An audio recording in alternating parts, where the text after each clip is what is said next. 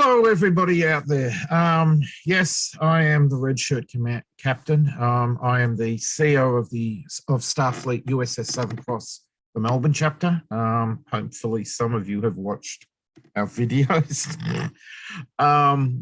Look, basically, we do these videos just to show everybody what our club gets up to during a meeting. We do most of our meetings online through Zoom, which as you can tell when you watch our videos, they kind of become very chaotic very quickly. And that's only with two of us. Could you imagine when we've got 10 or 11 people on or more, all trying to have their say and discuss about Star Trek? We do, as a club, we do a lot of stuff.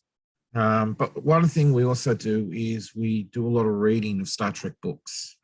We also do a lot of reading of comics. Now, I've collected Star Trek comics for a while. I love reading about them. I love reading them.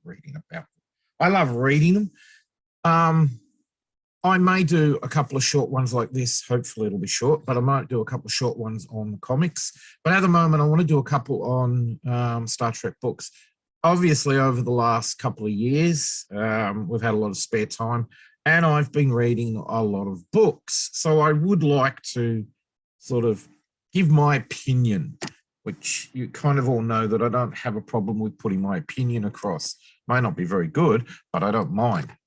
One I tracked down a long time ago, and I've actually reread it a few times. It's only a very short book. It's called Q, Cordially, can't say that word, Uninvited. Now, I'd heard about this book a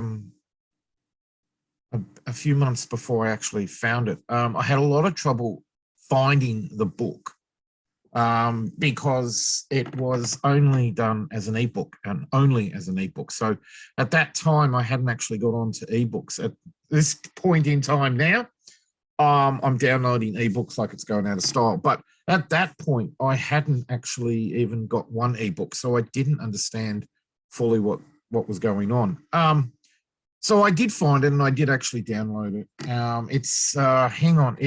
It's written by Rudy Josephs. Now I have to admit, it's sold through Simon & Schuster, which is obviously, you can get it pretty much everywhere.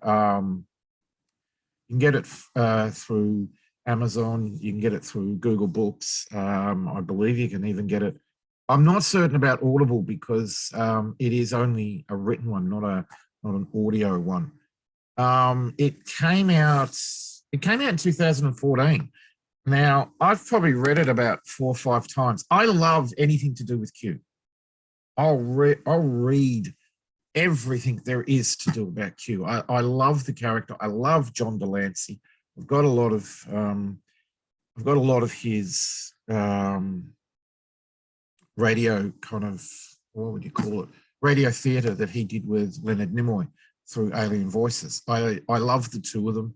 I've got Spock versus Q and Spock versus Q, the sequel. So I love John Delancey. I reckon he's got an amazing voice and he's an amazing actor, which he can sort of come across at multiple different levels. The book's only 120 pages.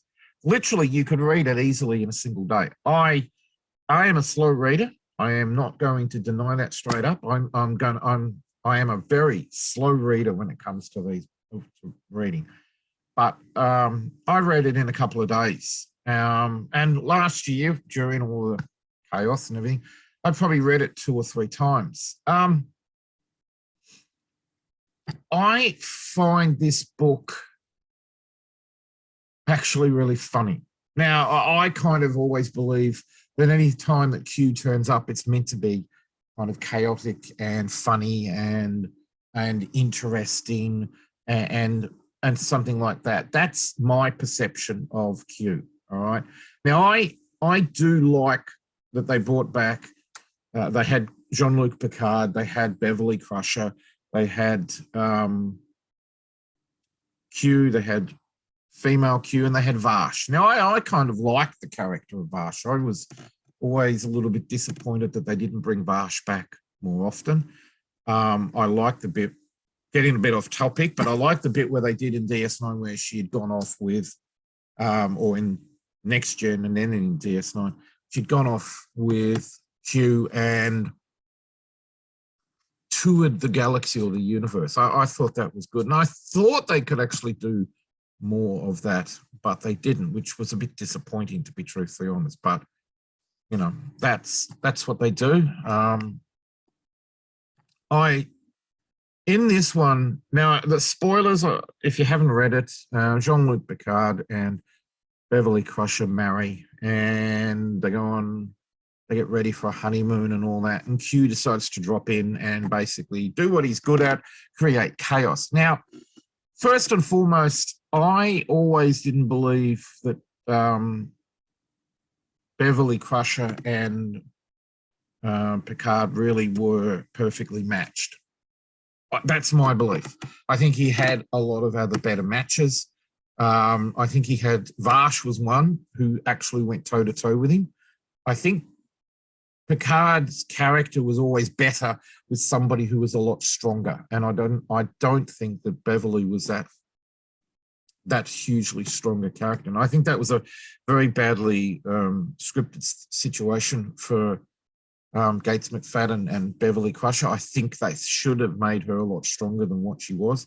I also think the individual, I can't think of her name for the life of me, the character who played in Perfect Mate, I think that could have revisited in multiple different episodes, and they could have had a very good kind of continuity and story arc with that, which they didn't. When I think it failed a little bit there.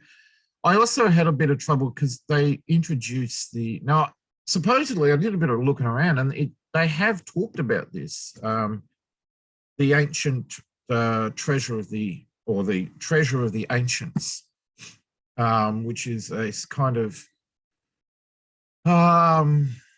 universal treasure of knowledge and technology and everything.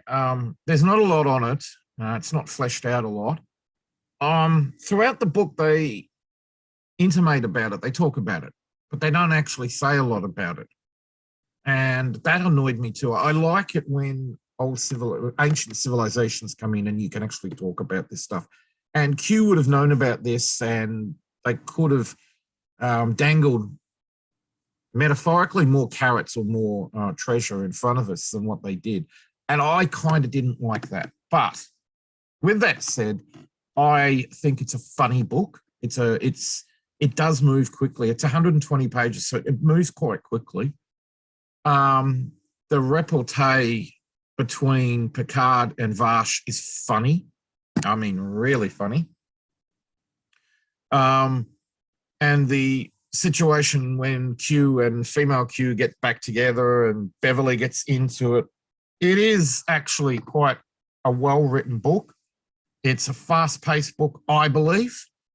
And it's a fun book to read. So if you can get it, if you can get your hands on it, which you should be able to get anywhere. And I don't think it's that costly. I think it's a couple of dollars to actually buy through the online stores. It's a good kind of sit down drink with a nice cool drink and maybe a nice block of chocolate or a piece of cake or something, and just sit in a really nice place and just read it for the day, because you can easily do it in a couple of hours. All right, it's not that big a book, once you get in, you will want to just keep going and find out what's going on. So that's my quick take on the book. It is worth it. I honestly believe it's worth it. Not just because I love Q, but I think it's a good little story. There's a few plot holes that end up going down Jeffrey's tubes, I believe. I think they could have fleshed it out a little bit more, but I suppose there's this serious possibility that the Rudy who wrote it actually was trying to condense it into a particular format. I know there's a lot of different formats now, online formats and all of that. So he may have been trying to do that. I'm not certain, but I think you could have got a couple more pages out of where you could have fleshed out the treasure of the ancients, to be truthfully honest. But that's me. All right. All right, guys. I'm hoping that this is only going to be short. I haven't got my clock on, so I don't really know. If I get a few views, I might do another one of these. If not, you may never see another one of these again. All right, guys. You take care, and thank you.